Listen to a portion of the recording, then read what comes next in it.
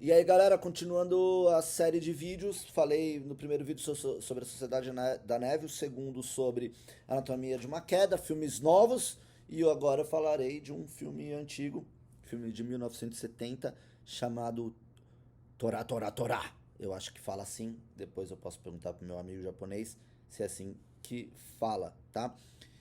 Bom, esse filme é um filme que tem uma coprodução americana e japonesa. Eu estava até lendo agora, rapidamente aqui, detalhes sobre a produção e algumas, algumas gratas surpresas, assim, né, do ponto de vista da história do filme. É um filme que foi feito de forma independente, né? Os Estados Unidos fez o lado dele e o Japão fez a sua produção.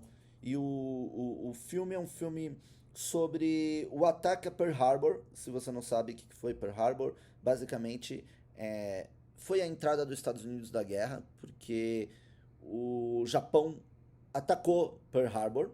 E a grande peculiaridade do ataque de Pearl Harbor e a grande polêmica, e talvez o que fez com que a guerra entre Estados Unidos e Japão fosse tão sangrento e terminasse do jeito que terminou, com bomba atômica, foi essa peculiaridade.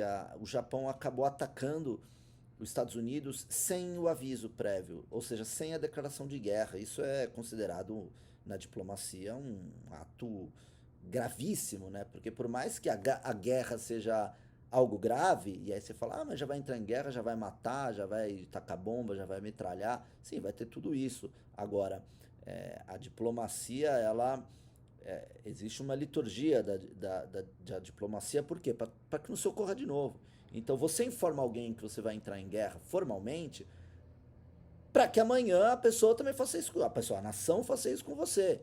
Então, para você não receber um ataque surpresa no futuro, você não faz um ataque surpresa, né, no presente. Então, enfim, é muito mais complexo do que isso, mas existem regras, existem leis, inclusive, existem crimes de guerra.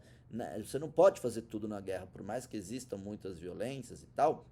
Determinadas coisas não podem ser feitas, tipo você matar um prisioneiro. Você não pode matar um prisioneiro. Matam um prisioneiro? Matam, mas não pode. Se é descoberto, isso é um crime de guerra, isso tem consequências para o país, etc. E tal. Então, isso foi muito sério, né? E isso é um tema que é debatido no filme. E é muito legal, porque os Estados Unidos, a produção americana faz a leitura dos fatos da maneira dela e o Japão também faz, e nenhuma delas passa pano para si mesmo. As duas produções falam, levantam o lado honroso de cada lado e as falhas. Então, por exemplo, o lado americano ele mostra todas as falhas de procedimento ali do exército, falhas humanas, burocracia, arrogância, que levaram os Estados Unidos a estar completamente despreparado para o ataque japonês. Porque apesar do Japão, aí sim, do lado deles, ter também falhado, ter sido parte ali dos japoneses, do alto comando, ter se aproveitado da situação e dessa fragilidade para fazer o ataque, é, mostra que, de outro lado, outros não queriam, né? Então, assim, bem interessante o filme. É um filme quase que documental, porque, inclusive no início, fala que todos os personagens são reais e tudo aquilo ali é real. E quando você fala de exército, de guerra, apesar de ter uma parte da guerra que é invisível, que você não vê, torturas, né, das mais desgraças, das desgraças maiores que podem ter, você tem tudo muito bem documentado. Os documentos, protocolos, hora de entrada de documento, saída de documento, carimbo, tal. Então eles fizeram essa pesquisa. Então tudo do ponto de vista americano e do ponto de vista japonês está documentado ali. Os diplomatas, os generais e tal. Então assim, muito bem documentado o filme. Muito legal. Eu estava vendo aqui que inclusive a produção japonesa, é, quem estava tocando era o Akira Kurosawa. E aí, quando a Fox percebeu que não estava gerando material que eles precisavam e tal, eles passaram para outros diretores, que no caso, perdoem o meu japonês, é o Fukasaku, Kinji Fukasaku, Fukasaku. e o Toshio Masuda. São os diretores japoneses e o diretor americano é o Fleischer. Fleischer. Richard Fleischer. É o diretor americano, tá? Então é um filme de 3 horas, muito legal. Tava vendo aqui que inclusive os efeitos especiais, né, toda a parte, né, de simular as batalhas, parece que foi para a época um grande feito, assim, e inclusive outras imagens que foram gravadas desse filme foram utilizadas em outros filmes sobre Pearl Harbor. Então, parece que é uma obra muito respeitada. Eu nunca tinha assistido, confesso que já tinha visto esse cartaz, e aí eu assisti ontem e foi bem legal. Eu recomendo a assistida. É um filme muito bonito, tem uma fotografia muito legal, tem uma história natural. É um filme antigo, então você tá vendo aquilo ali, você tá vendo a obra, você olha, pô, como eu faria isso hoje em dia, né? E eu acho que naquela época, enfim, a linguagem da época, bem diferente. Hoje em dia dá pra você consegue dramatizar mais, talvez utilizar de trilha sonora, né? É, efeitos sonoros. Eu acho que hoje em dia bons filmes de guerra, no caso, conseguem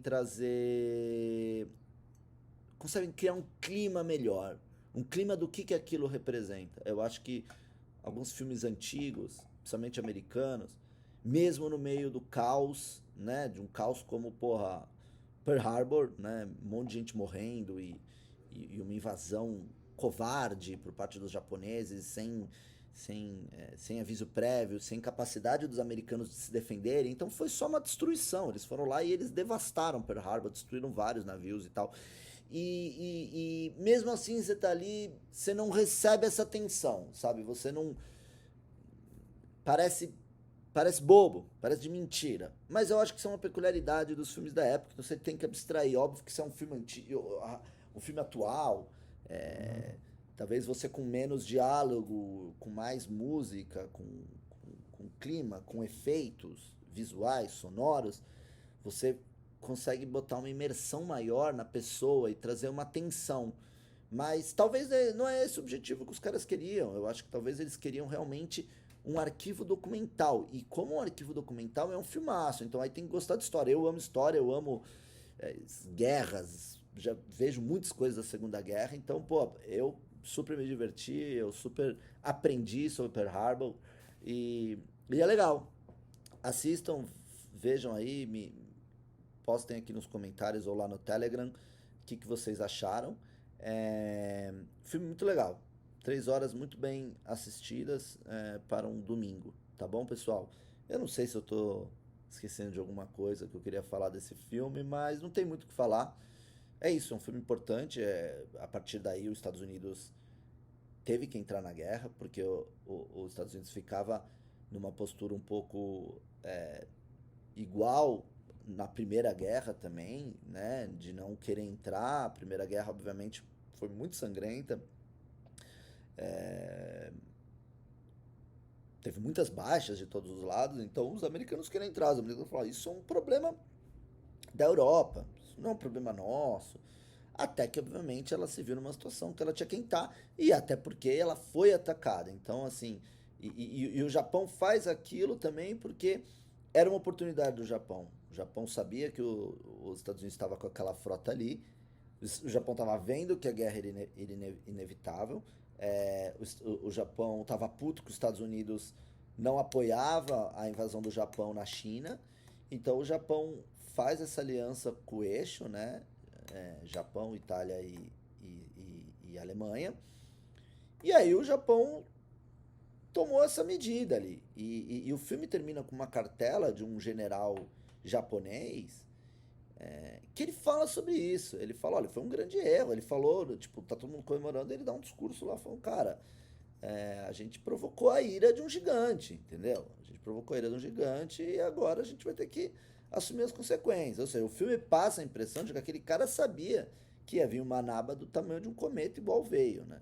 tamanho de um cometa não, tamanho de uma bomba atômica. E veio, óbvio, que dali até a bomba atômica tem toda uma história, tem toda uma guerra no Pacífico, né? Quando a gente pensa em Segunda Guerra, a gente tá sempre pensando na Europa. Cara, a guerra no Pacífico foi sangrenta. Quando a guerra já tinha acabado lá na Europa, já tinha acabado a guerra, tava tendo guerra no Pacífico ainda, o Japão não desistia. E foi sangrento. Inclusive, recomendo aqui uma série que chama The Pacific, tem na HBO. É como se fosse uma continuidade do Band of Brothers, mas não é. Mas é como se fosse, da mesma produtora, da HBO e tal. E é uma série legal. E é uma série que é uma carnificina. Você vê como foi uma carnificina, porque Pacífico são várias ilhas, várias ilhas. Então os Estados Unidos tinha que ir dominando ilha por ilha. E o Japão vendia caro ilha por ilha. Então o que falam da bomba atômica é que a bomba atômica foi usada num intuito de, olha, eles nunca vão desistir, entendeu? Então é melhor a gente explodir essa bomba, né? Grande verdade, assim, queriam usar a bomba ia acabar rápido com a guerra, tem uma série de fatores aí, né, que estão até descritos no Oppenheimer, mas enfim, fica a recomendação, Torá, Torá, Torá, ok? Valeu, inclusive Torá, Torá, Torá significa o quê?